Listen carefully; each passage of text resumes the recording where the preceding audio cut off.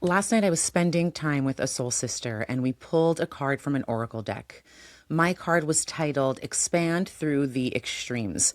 And the card wrote that this is probably one of the biggest challenges in life, right? Keeping your heart open through the extremes. No one is immune to the highs and the lows of the human experience, all the way from ecstasy to the agony, to the joy, to the grief, to the love, to the loss. The bottom line is we can't bypass the difficult parts of being human. And if we want to truly experience bliss, we have to let ourselves feel the depths of our emotions. And if you close your heart off to the grief, you won't be able to fully experience the joy. So living and dying with your heart open is a truly courageous act, as if a life well lived is full of losses and tragedies, as well as great love and triumphs and adventures. And when we're going through difficult times, when we want most to separate, the healing is often found in connection, not separation. When we close our heart and shut down because the pain is just too much, we often find ourselves more separate than before. Your deepest pain is here to encourage you to say yes to life, to expand through the extremes, and to put your 2 feet wholly and completely into any experience you have. And when I read that, I felt it in my body, right? Because I truly believe that this right here, this is the work. It's not about manifestation hacks. It's not about mindset tricks or not about reaching some sort of like spiritual platitude. This work is about the willingness to feel it all, to feel the grief and the heartbreak and the anger and the humiliation, to feel the ache in your chest when something doesn't go the way you wanted it to go, and not to bypass. So in this episode, I want to talk about what it really means to feel your pain, the benefits that come from letting yourself go there, and why bypassing costs you so much more than you realize. And ultimately, why bliss, real bliss, is on the other side of the deepest edge of your emotional experience. So let's jump in.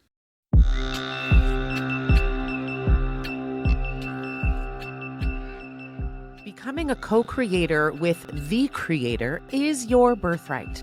Together, we'll journey into your deepest authenticity. Because the more you align with who you truly are, the more effortlessly you call in the life that you desire and deserve. And most importantly, the more you step into your soul's highest purpose. Welcome to the Manifestation Method podcast, your #1 source for Kabbalistic manifestation. Here we combine the ancient wisdom of Kabbalah, modern psychology, and quantum physics to help you achieve real, tangible manifestation results with my proven Abra method. I'm Ayelet Polonsky, and I'm here to guide you on your journey of manifesting a life that is aligned, expansive, and deeply connected to your highest self through the sacred energetic mechanics of Kabbalistic manifestation. To learn how to use Kabbalistic manifestation to transform your life from the inside out, go to ayeletpolonsky.com or download the Manifestation Method app. Let's open the gates of manifestation together.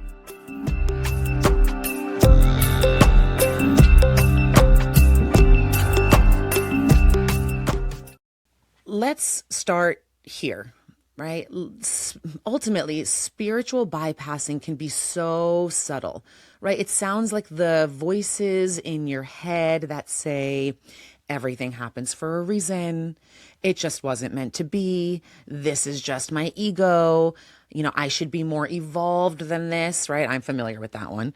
Or the voice might say, well, I manifested this, so I shouldn't be so upset, right? And I get it, right? Sometimes those statements hold truth.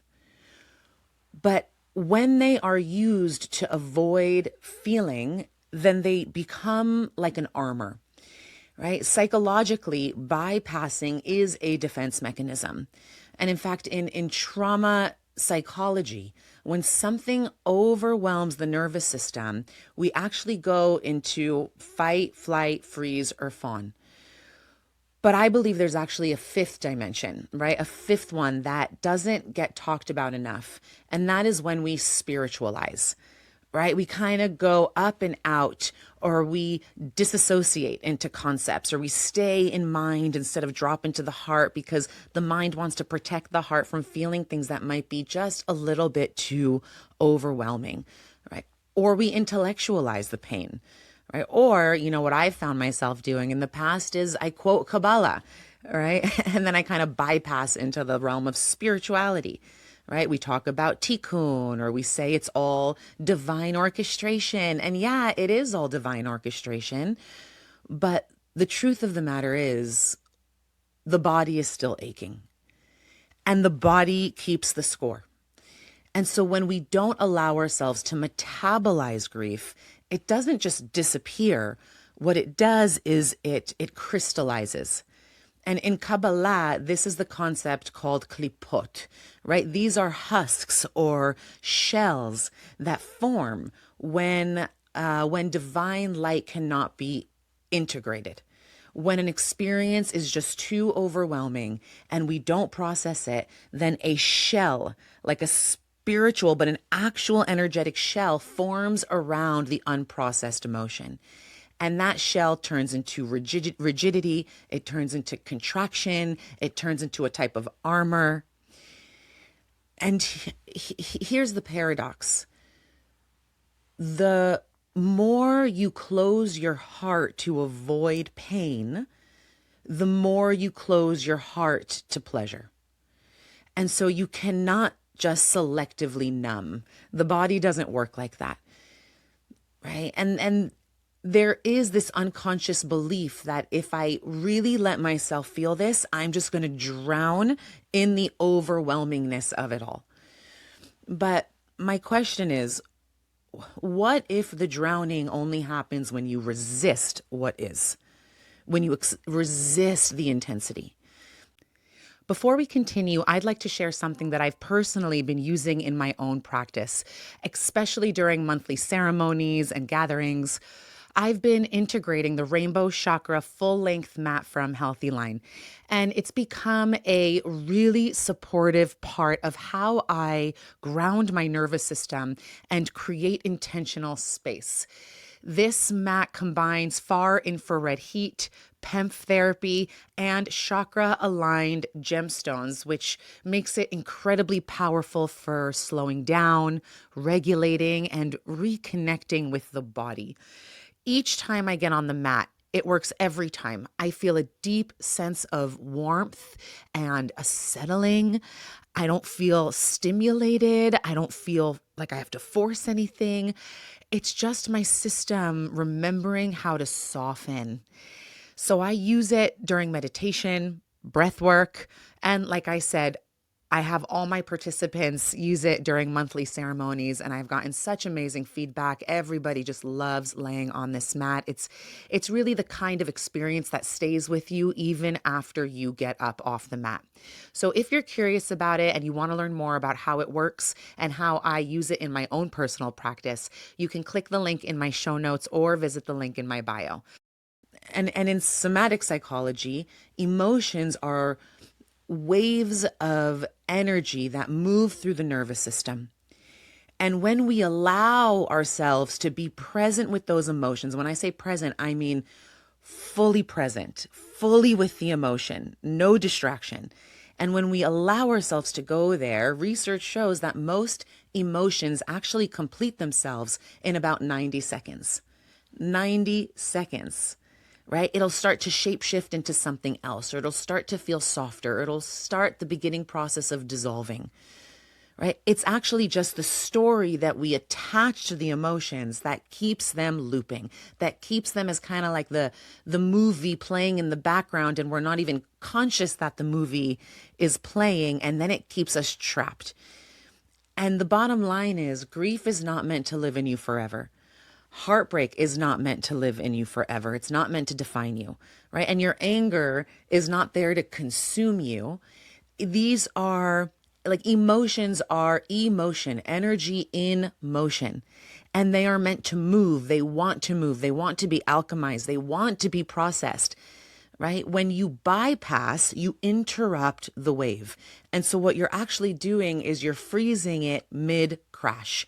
You're not allowing the emotion to get fully processed.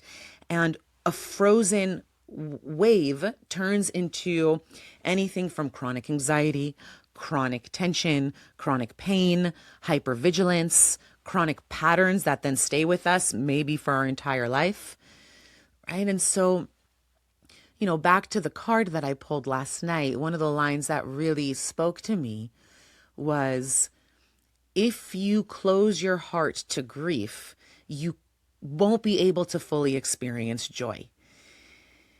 And this to me is not just some poetic metaphor that sounds cute. This is like neuroscience 101. Because ultimately, your capacity for joy is directly correlated with your capacity for grief. And so the nervous system has a window of tolerance.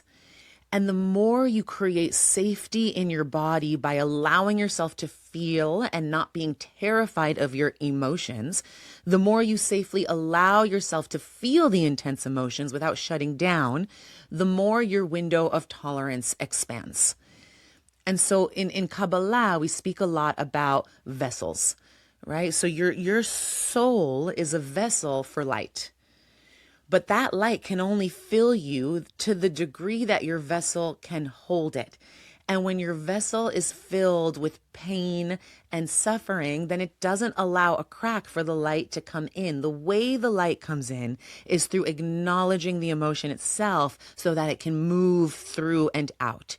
Whereas like pain expands the vessel, grief stretches it, heartbreak cracks it open, loss tends to hollow it out.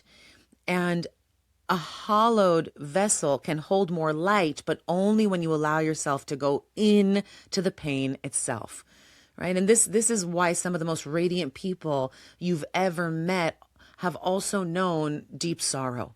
Right? They didn't bypass. They allowed their heart to crack open, right? I think it's Rumi who says the cracks are where the light comes in, right? But the cracks are where the light comes in when you allow yourself to be in there with the sorrow, with the grief, with the pain, with the loss. And I really see grief as such an important master teacher, right? Because something a mentor of mine once told me when I was going through a grief portal and I was asking him, how do I process this properly? I love what he said. He said, grief actually teaches you what mattered. It points you to what was important to you.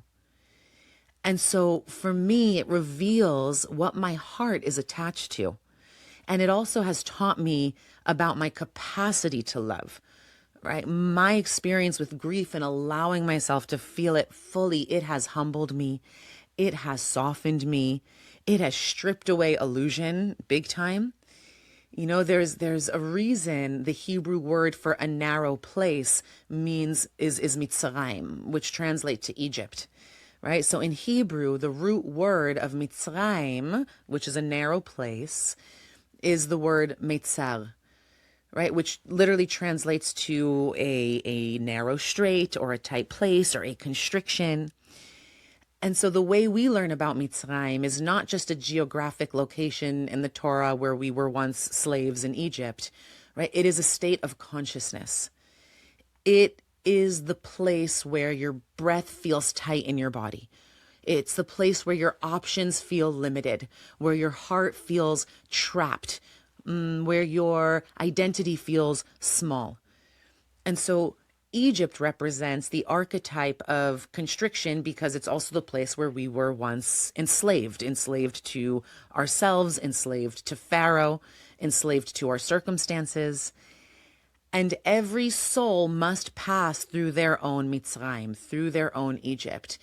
And so in Kabbalah, we learn that Egypt represents moachim de katnut, which translates to constricted consciousness, right? It's a state where your perception shrinks. It's the state where fear dominates, and we listen to the fear and we allow it to sabotage our next big move, right? This constriction is where you forget the truth of who you are, where you identify with survival instead of sovereignty.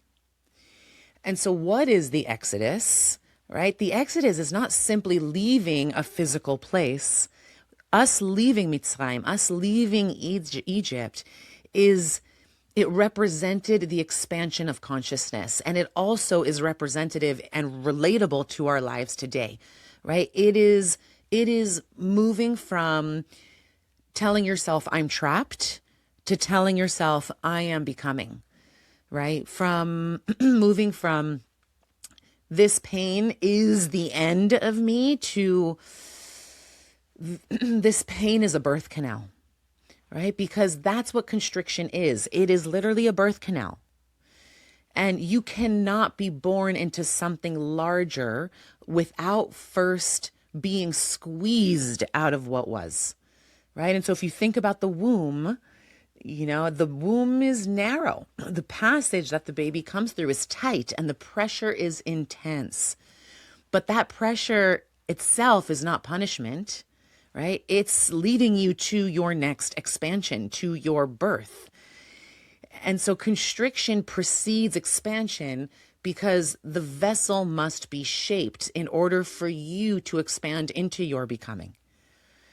And so if life just handed you expansion without constriction, your nervous system could not know how to hold it, right? Your vessel would crack. So all of the pain and the grief and the loss and the heartbreak is almost like a way that we let ourselves like crumble and fall apart in order for something even more aligned and magnificent to be put back together, right? So think about grief. Think about heartbreak. Think about the moment when something collapses and your world feels small. That is Mitzrayim. That is constriction. That is the place where we feel limited and powerless and reduced. But my question is, what if the narrowness is not a dead end, right? What if it is divine midwifery? And so in the Exodus story, the Israelites cry out from that narrow place, right? We're slaves in Egypt, we're slaves to Pharaoh, and we get to a place where just like we can't anymore. We're being told that our firstborns have to be killed, and we just cannot anymore. And so we let out a wail from the deepest part of our pain and misery. And that cry itself, that wailing, is essential, right? That is the cry that initiates the redemption, right? And it is the cry that freed us from our own mental slavery as well, right? It is the cry that actually cried out to the heavens, and God heard us and said, enslaved no more. And so in psychology, this is the moment you stop suppressing and you actually feel. Right? It is the moment you say to yourself, yes, this hurts. Yes, I am scared. Yes, I feel small. Right? But by bringing awareness to it, the contraction itself becomes consciousness. And once it is conscious, it can move. It can shapeshift. And there is a spiritual principle that says the greater the constriction, the greater the light that follows. And in Kabbalah, this is called Yerida letzorech aliyah, a descent for the sake of ascent. And this descent, this feeling like we're falling into a bottomless pit, right? It's not random, right? The narrowing is never meaningless. It is a divine teacher, and there is tons of meaning in the descent, right? That narrow place, it strips you. It strips illusion, and it strips ego, and it strips false identities, and it strips attachments to what was, right? And it allows us to see clearly the places where we're acting from trauma, where we're acting from our moachin de katnut, from our constricted consciousness. And when we're able to bring awareness to it, we enter into what's called moachin de gadlut, expanded consciousness, right? And it's in that stripping that something essential emerges. Right? In Mitzrayim, in that constriction, you are confronted with what enslaves you, right? And so let me make this like relatable, because what enslaves us all today, and what can we identify with, right? We're enslaved to the approval of other people, right? We're enslaved to control, to old narratives, to unprocessed pain, to trauma loops, to being liked and chosen, the need to be chosen, the fear of being alone. Right? So what Egypt does, metaphorically speaking, is it exposes your inner Pharaoh. It shows us where we are enslaved to something outside of us. And the expansion requires us to come face to face with our own inner Pharaoh and get so radically honest and real with ourselves. Right? So it's the place that asks, what are you still enslaved to? Right? What belief is keeping you small? What fear is dictating your choices? And then when you've gone in deep enough, when the time is right and ripe, that's when your sea parts, right? And that's where you walk into your own self-redemption. But here is the secret to the sea parting, right? And we see this when the Jews left Egypt. We see this in our own personal lives. Right? The sea doesn't part before you walk towards it, right? Expansion does not happen before you take the step. It happens as a result of the step. And so the constriction precedes expansion because pressure creates capacity. And so we have to let ourselves feel first and acknowledge where we're feeling icky and uncomfortable in ourselves, in order to be privy to the next level of who we're meant to become, the expansion, right? So when your heart breaks, it breaks open, right? When your dream collapses, your whole identity recalibrates. And when your life feels like you're in the narrows of it, it allows your perception to deepen, your understanding, your awareness. And so this narrow place is not one where we're meant to be afraid of it. It is like going to the gym. Yeah, sometimes it's uncomfortable. Sometimes it's even painful. But it allows us to build that spiritual muscle. It teaches resilience and it builds faith and it expands your emotional range, your emotional capacity. It really just strengthens the nervous system's capacity to tolerate intensity, right? To tolerate the extremes, like the card that I pulled said, and every time you emerge from the depths, you are not the same person, right? I always say the reason I'm not afraid of the dark is because I know how to dance in the dark and pull out the light, right? And so by pulling out the light, you become wider and softer and stronger, more anchored in self, more trusting of yourself. And so every soul must pass through its own Egypt because every soul carries something that needs liberating. Right? That's part of our tikkun. It's part of our soul's correction that we came here to experience in order to refine our character lifetime after lifetime. Right? And liberation, while it can happen through pleasure and joy and pain, it's not always going to happen in that way. Sometimes it has to happen in discomfort, in the constriction. Right? And so, if you are in a narrow place right now, if your life feels tight, if your options feel limited, if you're scared of taking a certain action or showing up a certain way, if you feel like your heart is being squeezed, then this is not the end of your story, right? This is literally the shaping of your vessel, right? It's not a punishment. It is a divine preparation, right? Because it means your expansion is coming. And then when it comes, you'll have the capacity to hold it, right? And that is why every soul must pass through its own Mitzrayim. And that is why that narrow place is the holiest place, because it is the place of the deepest alchemy you can experience as a human being. And when you lose someone, when a relationship ends, when a dream dies, there is a death. And death is an initiation for rebirth, right? So, yeah, grief teaches you that you cannot control everything, that love is precious, that time is finite, that attachment and impermanence can coexist.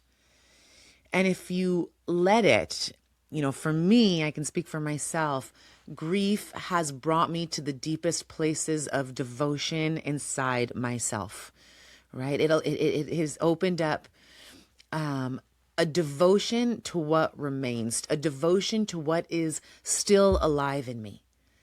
And so let me give a real life example of a client who came to me in the middle of grieving an unexpected death of her father. Her name was Miriam, and she gave me permission to share this story.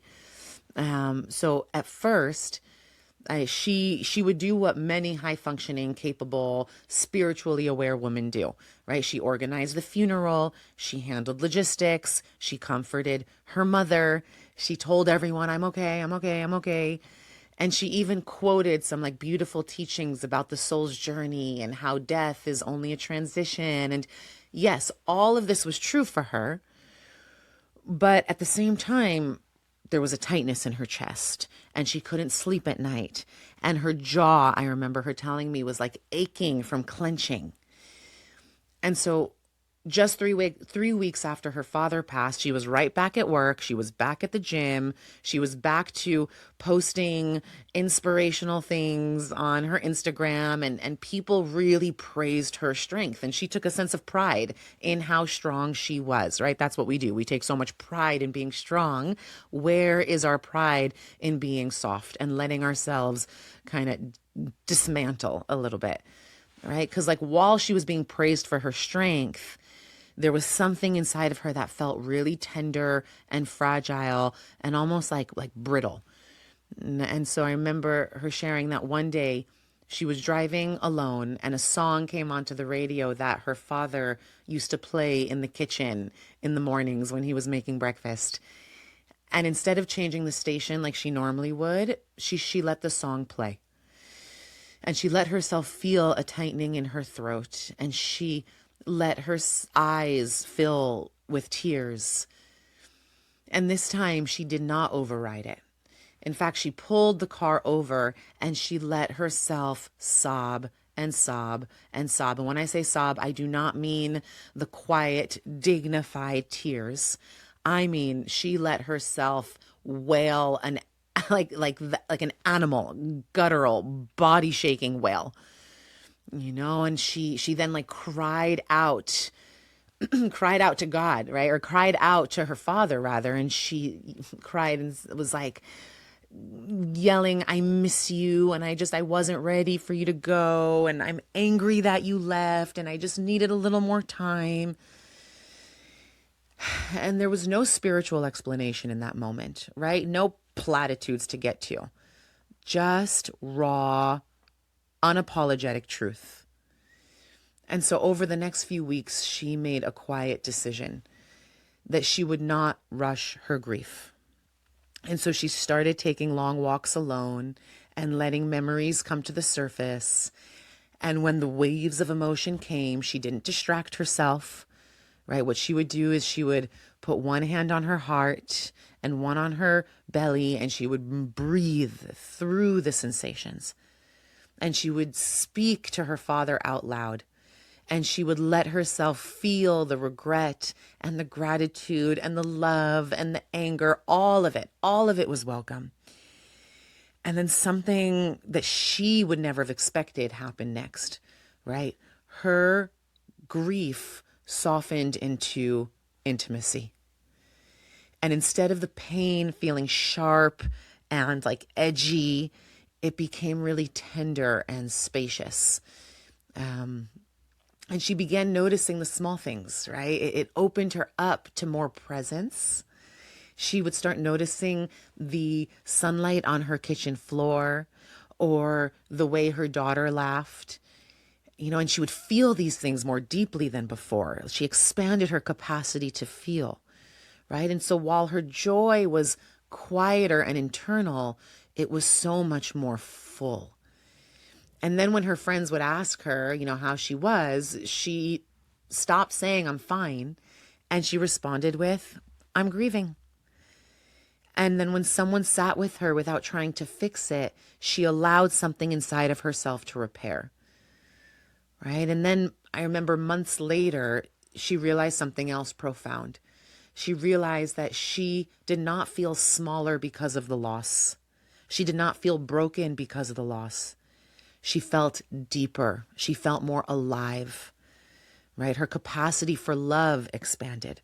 Her capacity for patience grew, right? Her appreciation for time became sharpened. And she was no longer bypassing. She wasn't collapsing. What she was doing was she was doing proper integration, right? And so here's the key, right? Because she allowed herself to feel the grief fully, it moved. It didn't calcify into bitterness or anger towards God. It didn't harden her heart, and it didn't turn into chronic resentment towards life. It became a sacred devotion, right? Devotion to the preciousness of being alive. And that's really ultimately what it looks like to let yourself feel, right? It doesn't mean that you cry every day forever. And it doesn't mean that you drown in the feelings forever. It simply means that when the waves come, you presence them. You don't run. You let them move through your body.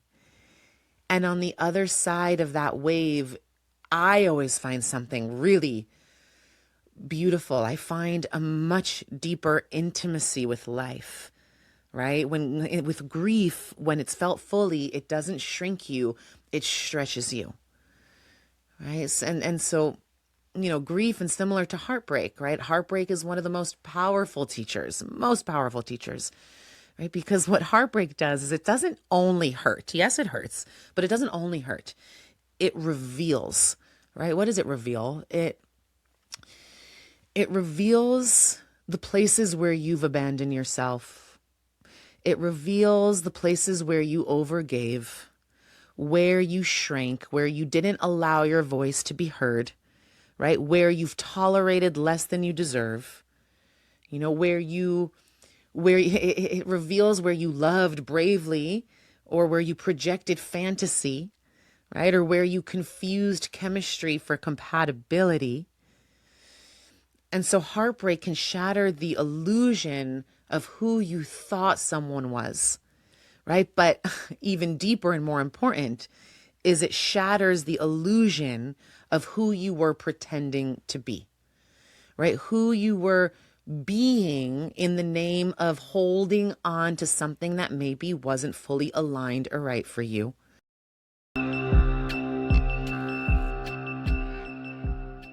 Hi, Ayelet here. I just wanted to pop in and say I am so excited to officially introduce the Manifestation Method portal, membership, and app. This is your home for all things Kabbalistic manifestation. You'll get access to my monthly live workshops, soul deep hypno activations and attunements, all of our manifestation courses, and our global community of manifestors. And the best part? It's just $26 a month. That's less than a latte a week. Come manifest alongside me and start creating the life you desire and deserve. Head over to ayeletpolonsky.com to join us. In Kabbalah, the heart is associated with the sphira of Tiferet, right? Tiferet is a sphira of harmony and beauty and balance. And when the heart breaks, it forces a recalibration. I call it an initiation, right? For me, heartbreak has been the deepest initiation because it asks us, what is true? Who am I really? Who am I pretending to be? Where am I abandoning myself? What is truly aligned?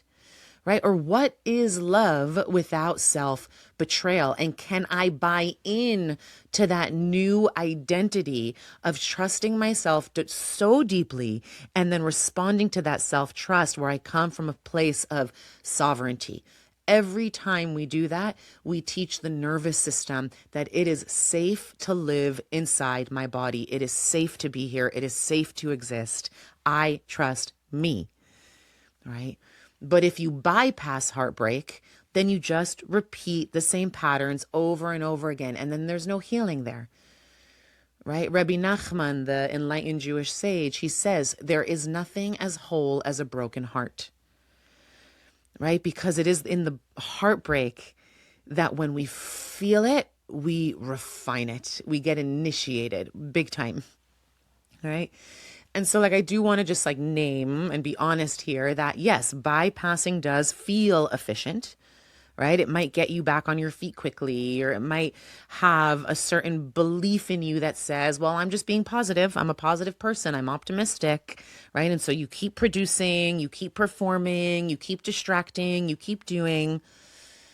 But unprocessed pain, right? It is leaky, and it is sneaky, right? Because it turns into ways where we might not even be aware of where it's coming from, but it turns into cynicism or shutdown or emotional unavailability or, resentment or subtle bitterness. It might turn into control.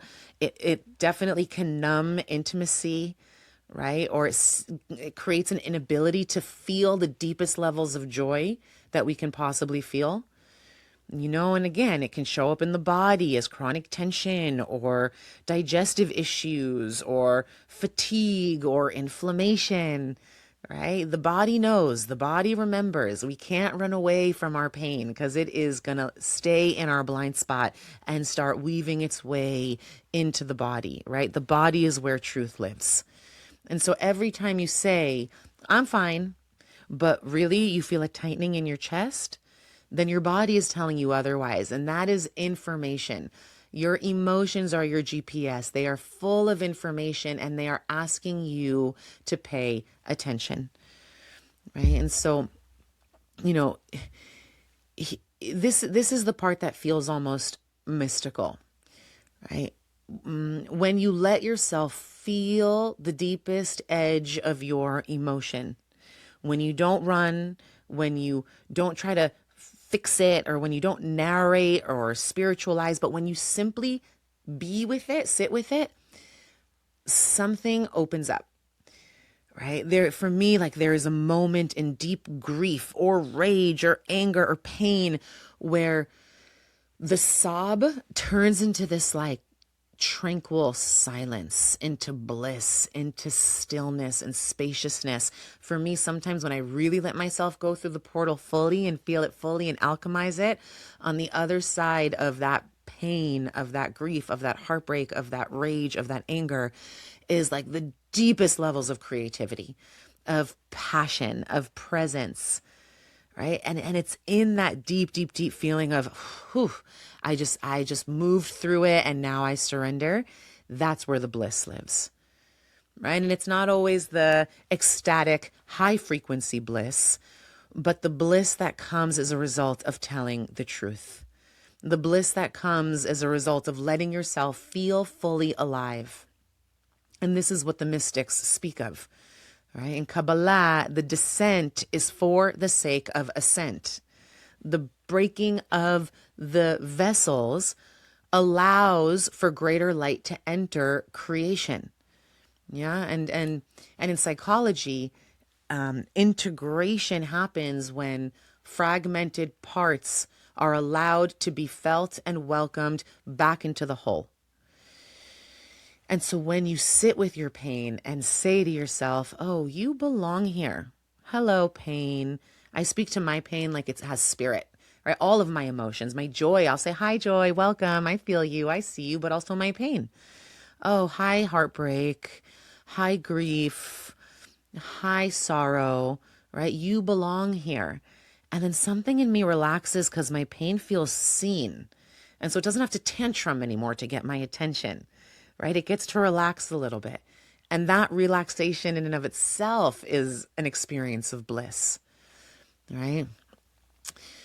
And so when the card that I pulled last night, it said, when we want most to separate, the healing is often found not in the separation, but in connection. And for me, that really landed, right? It landed in my chest because, like, how many times when I'm feeling pain do I want to separate, let's say, from the person who the pain is about, right? And I want to be in mind and I want to put up a wall and I want to like put my hand out and say, like, don't come close, right? But like, really, and it doesn't mean I have to connect with the person who caused me pain, but to be in connection with myself, to be in connection with someone who can presence what it is I'm experiencing, right? Because if we're honest, when we are hurting the most, then the instinct, I think, for most of us, and I know for me it was for a long time, is to disappear. Like I would disappear in my work, right? I would distract, right? And that's how shame works, right? Shame says, hide. Don't let anyone see this part of you, right? What does grief say? Grief says, curl up, go quiet. No one will understand anyways, right? And what does heartbreak say? Right? Heartbreak says, withdraw before you're hurt again, right? So toughen up. And so there's something ancient in us that believes that pain must be carried alone. I don't really understand it. But that belief was formed in moments when connection was not available, right? From a young age, maybe connection was not safe. Maybe love was not readily available. Maybe love was there one moment, but taken away the next. And so that need for connection and love felt really confusing and unpredictable and unreliable, right? And so what did that teach our nervous systems? It taught us that if I show this part of me, I will be rejected. Or I know for me, if I cried and was so sensitive, then I was told I was being too much. I was too sensitive. I'm too big, right? Or if I fall apart, we tell ourselves I'm going to be abandoned. And so we self-isolate, not because we want to, but because somewhere in our body it feels safer. It's just what we've been taught. And yet healing does not happen in isolation. Right? Healing happens in the presence of safe eyes. I know for me, when I'm sitting across safe eyes and I let myself be witnessed in my pain, I don't think there's anything as reparative as that experience, right? When I allow myself to cry in front of someone and they don't flinch, they are there, right? When my voice cracks and they lean in instead of away, when it doesn't cause them discomfort, but they are there. Right? Or when my grief spills out and they don't try to fix it or spiritualize it right away, right? It's like that something ancient begins to soften. And then our bodies begin to register and learn something new, right? We learn that I can be messy and still be loved. I can be messy and still be strong and powerful. I can be broken open and still be held. Right? I can be in pain and not be alone. I don't have to do this alone. And that is not small. That is a radical act of courage because that is a rewiring of your survival patterns. And so in psychology, we call it a corrective experience. In Kabbalah, we might call it a tikkun, right? A rectification of something that was once fractured, right? Because the original wound was not just the pain.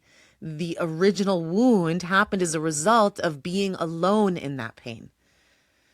And so when you dare to stay connected, right? When you resist the urge to run and instead let someone witness your tears, you are doing something profoundly courageous. You are rewriting a story that your body has carried for years, right? And you are teaching your nervous system that intimacy does not equal danger. Right? That vulnerability does not equal abandonment, or that heartbreak does not mean you have to stay in exile, and that's the moment that something miraculous happens, right? The pain doesn't just vanish, but it becomes shared, and shared pain becomes lighter. Right. And so it's really two hearts sitting together in truth, right? Just presencing what is there. And presence is the medicine, right? Because love that stays with you when you are unraveled and undone and at your messiest, right? That love itself heals part of you or parts of you that words never could. Right? And so next time your instinct is to separate, pause. Ask your grief, your pain, whatever you're experiencing, is there someone safe I can let in? All right? Yeah. Because sometimes the bravest thing you can do in your darkest moment is not to be strong alone, but to let yourself be held. And that is like a radical act of strength, in my opinion. Right? And so, you know, just before we end, just to like break this down to really drive the point home a little bit more, right? What it actually looks like to put an end to bypassing, right? It looks like sitting on your couch and letting yourself cry without checking your phone. It looks like putting your hand on your chest and acknowledging, admitting, saying, this hurts, right? It looks like not rushing to date someone new in order to fill a void.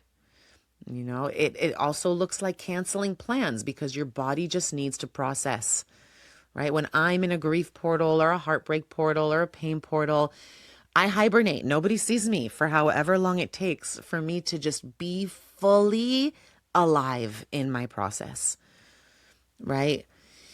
No longer bypassing looks like admitting that you're angry instead of pretending that you're enlightened. Yeah, it's letting yourself miss someone. You know, it's letting yourself feel regret without collapsing into shame. Yeah. And this is where manifestation comes in. You cannot manifest from a closed heart. You can attract, you can manipulate, you can strategize, but true magnetism comes from coherence. And coherence requires integration, right? When you've felt your grief, your love becomes cleaner, right? Pain metabolized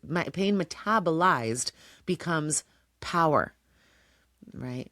Whereas pain that gets bypassed becomes the insidious, sneaky pattern that gets formed that you then live with and don't necessarily love about yourself, maybe for the rest of your life. You know, so really living and dying with your heart open is a courageous act. You know, to love deeply is to risk loss, and to dream big is to risk disappointment. To show up fully is to risk rejection, right? But also to avoid those things risks us living only half alive. And I don't believe that the soul came here for a half life.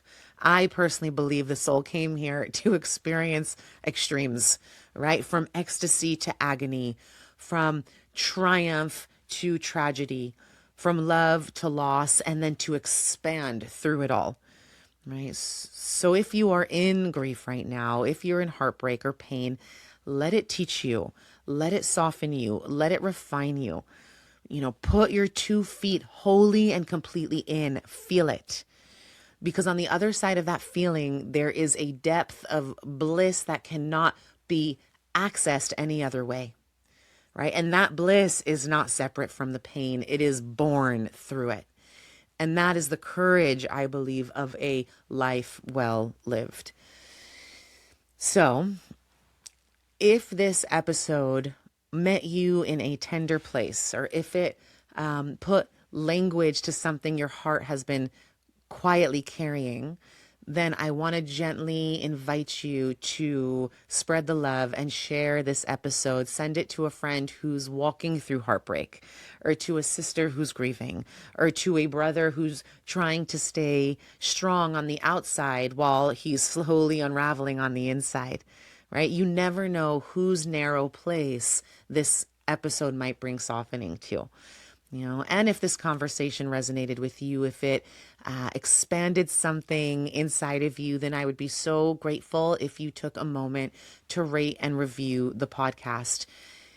Really, really, really, your review helps this message reach more hearts that need permission to feel, to stay open, to expand through the extremes. So thank you, thank you, thank you for being here, for doing this brave work, and for choosing to live with your heart cracked wide open. Until next time, here's to your rising.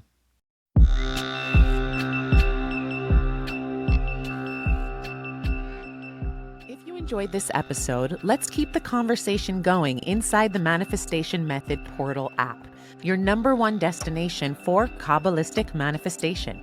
Inside, you'll unlock the secrets of manifestation through my proven Abra method, rooted in Kabbalah, psychology, and quantum physics, designed to help you manifest real, tangible results from the inside out. Join our global community of manifestors, explore our signature courses, monthly live manifestation workshops with me, Ayelet, and access our transformational hypno activations and attunements to rewire limiting beliefs and align with your soul's purpose. The app is available now on the Apple App Store and Google Play.